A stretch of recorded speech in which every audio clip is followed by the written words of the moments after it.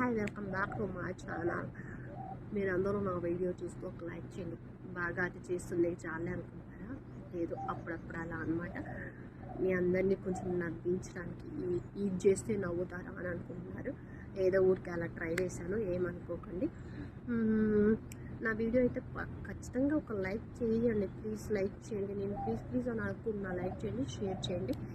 ఇంకా నిన్న సాటర్డే ఎపిసోడ్కి వచ్చేసరికి బిగ్ బాస్లో నాకేమనిపిస్తుందంటే దివ్య వాళ్ళ ఫ్యామిలీ అంటే బర్నీ వాళ్ళ ఫ్యామిలీ అంటే వాళ్ళ అమ్మగారు స్టేజ్ మీదకి వచ్చినప్పుడు కూడా చెప్తారనమాట.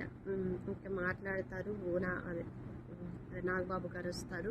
ఆయన రావడం నిజంగా గ్రేట్ అనిపించింది. ఎందుకంటే అంత పెద్ద స్టేజ్లో ఉండి ఆయన ఎమ్మెల్సీ, ఆ పాలిటిక్స్, ఆయన ఫ్యామిలీ ఇవన్నీ వదిలేసి ఆ బిజీ టైంలో వచ్చి ఈయన కోసం వచ్చి నార్మల్ పర్సన్గా వచ్చారు. నేను ఒక పెద్ద ఫేమ్ ఉంది, నేను ఒక చిరంజీవి, మా ఫ్యామిలీ అంటే పవన్ కళ్యాణ్ చిరంజీవి, మా బ్రదర్స్, నేను ఒక పెద్ద ఫ్యామిలీ, నేను ఒక పొలిటీషియన్ అని ఏమీ లేకుండా అవన్నీ తగ్గించి స్టేజ్ మీదకి వచ్చి చాలా కూల్గా నార్మల్గా వచ్చేసి నాగార్జున కొద్దిసేపు పోడారు. హౌస్లో వాళ్ళందరి పేర్లు చెప్పారు, బర్నీ గారి గురించి చెప్పారు. ఆయన అప్పట్లో చాలా అగ్రెసివ్గా ఉండేవాళ్ళు అంట. ఎవరైనా ఏదైనా మాట్లాడితే డిస్కు ఇట్లా గుద్దేసి చెప్పేవాళ్ళంట. కానీ ఇప్పుడైతే ఆ పవర్ అనేది ఏం కనిపించట్లా. అప్పుడు పులిలా ఉండేవాడు, ఇప్పుడు పిల్లిలా అయిపోయావేంటయ్యా అన్నట్టు చెప్పేశారు. మరీ నేను హౌస్లోకి వెళ్తే అందరితో గొడవలు పెట్టుకోవద్దు, కొట్టొద్దు అని చెప్పాను, కానీ మరీ అంత సైలెంట్గా అయిపోతావయ్యా అనుకోలేదు అన్నారు. ఈ హిందులతోనన్నా బర్నీ గారిలో మార్పు వచ్చిందేమో చూడాలి. నిజంగానే ఆయన ఏ సిచ్యువేషన్ జరిగినా ఇలా ఉండి స్టాండింగ్ పొజిషన్లో సైలెంట్గా ఉండటం అయితే నాకు నచ్చట్లేదు. స్టాండ్ తీసుకొని మాట్లాడితే నిజంగా ఆయన గేమ్ బాగుండేది.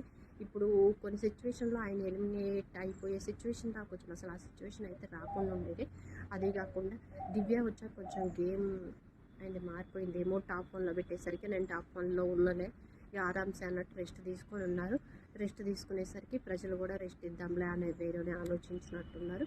సో మొత్తానికైతే ఇప్పుడు ఈయన నాగబాబు గారు ఇచ్చిన హింట్లతోనన్నా కొంచెం ముందుకెళ్తారా, చేంజ్ చేసుకుంటారేమో అనేది అయితే చూద్దాం. చేంజ్ చేసుకుంటే చాలా బాగుంటుంది. ఆ బాండింగ్ అనేది దివ్యతో కొంచెం తగ్గిస్తే బాగుంటుంది.